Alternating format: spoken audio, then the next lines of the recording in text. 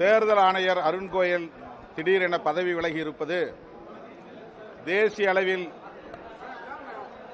அதிர்ச்சியை ஏற்படுத்தி இருக்கிறது. பல வகையில் ஐயத்தையும் அச்சத்தையும் உருவாக்கி இருக்கிறது. அவர் என்ன நெருக்கடியில் இந்த சூழலில் பதவி விலகி இருக்கிறார்? அவரை அச்சுறுத்தி இருக்கிறார்களா அல்லது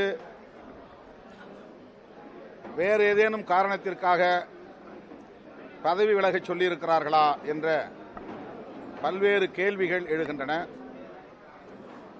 ஏற்கனவே தேர்தல் ஆணையத்தில்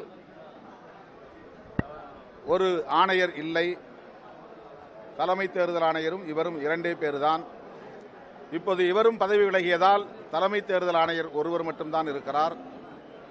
இன்னும் ஓரிரு நாட்களில் நாடாளுமன்ற தேர்தலுக்கான தேதியை அறிவிக்க தேர்தல் ஆணையம் திட்டமிட்டிருந்த நிலையில் இப்படி பதவி விலகியிருப்பது பல்வேறு சந்தேகங்களுக்கு இடம் கொடுக்கிறது. உச்சநீதிமன்றம் உடனடியாக இதில் தலையிட வேண்டும். ஏற்கனவே நிலுவையில் உள்ள வழக்குகளை விசாரித்து குறிப்பாக தேர்தல் ஆணையர்களை தேர்வு செய்வதற்கான தேர்வு குழுவில் இந்திய தலைமை நீதிபதி இடம்பெற தேவையில்லை என்கிற வகையில் இயற்றப்பட்ட சட்டத்தை எதிர்த்து தொடுக்கப்பட்ட வழக்கு நிலுவையில் இருக்கிறது. அந்த வழக்கை விரைந்து விசாரித்து ஓரிரு நாட்களில் அந்த சட்டத்தை தடை செய்து இந்திய தலைமை தேர்தல் ஆணையரும் இடம்பெறக்கூடிய தேர்வுக்குழுவை உருவாக்கி தேர்தல் ஆணையர்களை நியமிக்க வேண்டும் என்று விடுதலை சிறுத்தைகள் கட்சி வேண்டுகோள் விடுக்கிறது. ஆணையர் அருண் கோயல் கடந்த 2022 நவம்பரில் மோடி அரசின் அழுத்தத்தால் விருப்ப ஓய்வு கொடுத்துவிட்டு இந்த பதவியிலே 24 மணி நேரத்தில் நியமனம் செய்யப்பட்டார். ஆகவே இவர் மோடி அரசுக்கு சாதகமானவர்தான். ஆனாலும் பதவி விலகியிருப்பது ஏன்? மோடி அரசை எதிர்த்தா அல்லது மோடி அரசின் சதித்திட்டங்களுக்கு ஒத்துழைப்பதற்கான நோக்கத்தோடா என்கிற கேள்வி எழுகிறது. நேர்மையான முறையிலே நாடாளுமன்ற தேர்தல் நடைபெறுமா என்கிற சந்தேகம் எழுகிறது. மின்னணு வாக்குப்பதிவு எந்திரத்தில் என்ன சதித்திட்டங்களை தீட்டியிருக்கிறார்களோ என்கிற கேள்விகள் எழுகின்றன. பல்வேறு வகையான கேள்விகளை எழுப்புகிற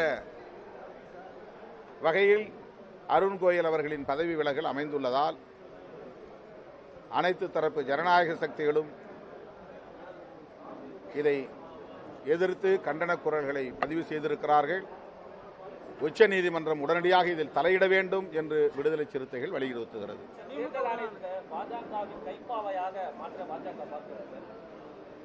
ஏற்கனவே அந்த முயற்சியில் ஈடுபட்டு இருக்கிறது என்பதற்கு சான்றுதான் உச்சநீதிமன்ற தீர்ப்பையும் மீறி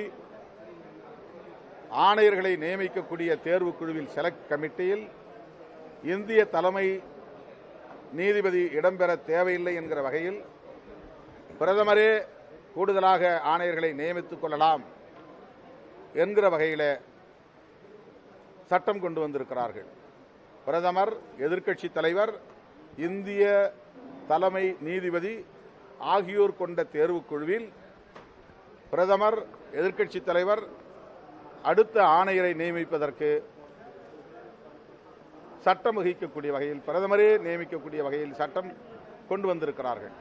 அந்த சட்டம் கூடாது என்ற, தடை செய்யப்பட வேண்டும் என்ற அடிப்படையில் உச்சநீதிமன்றத்தில் வழக்கு நிலுவையில் இருக்கிறது. விரைந்து விசாரிக்க வேண்டும், இந்த சட்டத்தை தடை செய்ய வேண்டும், தலைமை நீதிபதி இந்த குழுவில் இடம்பெற வேண்டும், தலைமை நீதிபதியும் இடம்பெறுகிற குழுவின் அடிப்படையில் அந்த குழு தேர்தல் ஆணையர்களை நியமிக்க வேண்டும். இதுதான் விடுதலை சிறுத்தைகள் இப்போது வைக்கிற கோரிக்கை.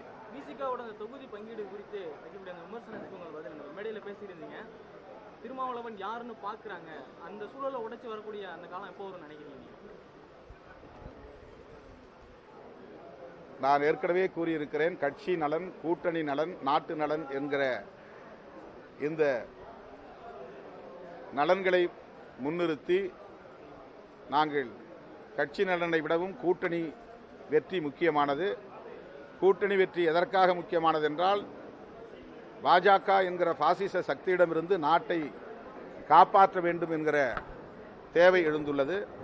எனவே பாஜகவை ஆட்சி பீடத்திலிருந்து அப்புறப்படுத்த வேண்டுமானால் இந்தியா கூட்டணி வெற்றி பெற வேண்டும். இந்தியா கூட்டணி வெற்றி பெற வேண்டுமானால் தமிழ்நாட்டில் திமுக கூட்டணி வெற்றி பெற வேண்டும்.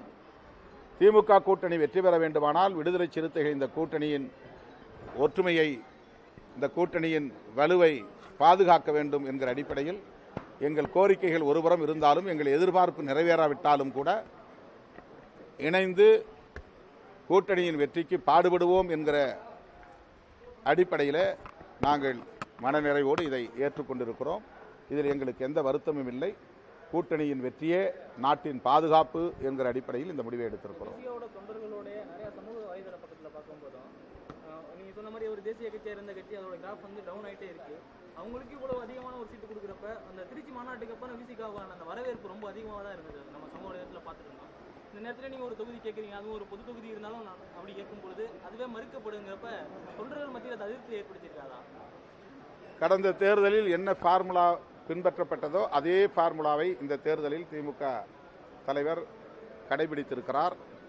யாருக்கும் விடுதலை சிறுத்தைகளை விட கூடுதலாக கொடுக்கப்படவில்லை, அல்லது ஏற்கனவே கொடுத்ததை விட விடுதலை சிறுத்தைகளுக்கு குறைத்து விடவில்லை.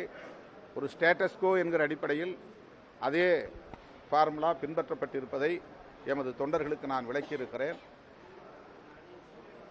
ஆதங்கத்தோடு எழுதியவர்கள் இப்போதை நிறுத்தியிருக்கிறார்கள்.